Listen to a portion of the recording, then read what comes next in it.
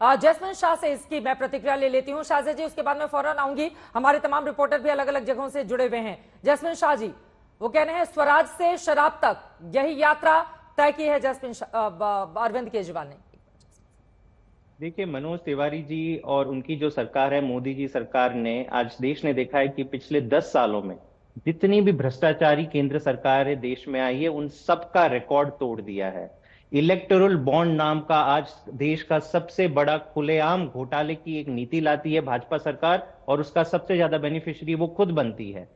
15-30 top 30 donor जो electoral bond के हैं, उनके उनमें से 14 डोनर जो भाजपा ने जिनको पैसा दिया, उन सब के ऊपर ईडी और आईटी और सीबीआई की रेड पड़ती है और फिर वो भाजपा को डोनेट करते हैं। हाँ। इतना ही नहीं, क्योंकि आज दिल्ली के शराब घोटाले की बात हो रही है चित्रा जी, मैं बार बार पूछ रहा हूं सारे भाजपा के प्रवक्ताओं को, कोई इसका उत्तर नहीं दे रहा कि औरोबिंदो फार्मा नाम की एक कंपनी जिसके ऊपर ईडी ने रेड डाला था दिल्ली शराब नीति के तहत, और उसने फिर 5 दिन बाद जाके 25 करोड़ का इलेक्टोरल बॉन्ड भाजपा को क्यों दिया? मतलब आप वसूली कर रहे हैं, इसका पूरा मनी ट्रेल भाजपा के पास है, वो तो सार्वजनिक है। ईडी अगर इसको भ्रष्टाचार की जांच करनी होती तो आज भाजपा के पास जाता, लेकिन आज एक पॉपुलर चीफ मिनिस्टर को, जिनके पास उनको एक चवन्नी तक नहीं मिली 2 साल की जांच के बाद, केवल ईडी के दम पे इनको बंद किया जा रहा है। तानाशाही सरकार ने एक स्वरूप ले लिया है। और आम आदमी पार्टी को पूरे तोड़ने की प्रक्रिया जवाब देना चाहती हैं, बोलिए।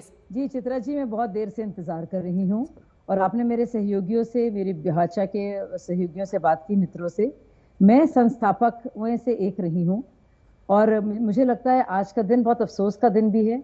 मैंने बहुत सारे पुराने अन्ना हजारे आंदोलन के जो साथियों से बात की और वाकई में हम सब लोग ने मिलकर जो बात की और हमने कहा कि वाकई में आज वो दिन है, आज हम अपनी दुआओं का असर देखेंगे, तीरे नजर देखेंगे, लखते जिगर देखेंगे।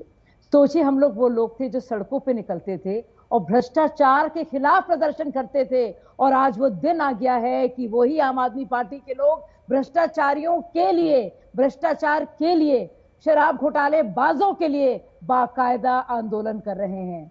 कितना वक्त बदल गया है, आप सोचिए। दूसरी और जरूरी बात, एक भी सवाल का जवाब ना तो जैस्मिन या उनसे मुंह से नहीं निकल रहा है। शक्लें देखिए, हवाइयां उड़ी हुई हैं।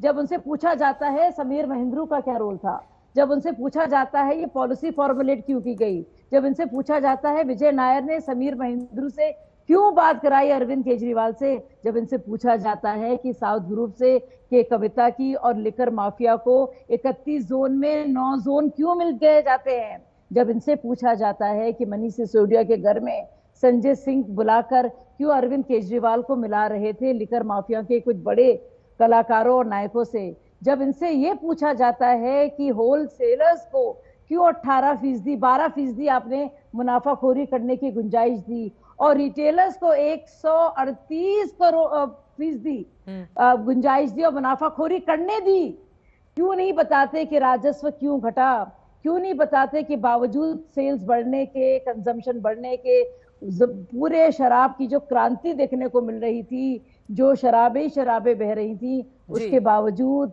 दिल्ली सरकार का नुकसान क्यों हुआ।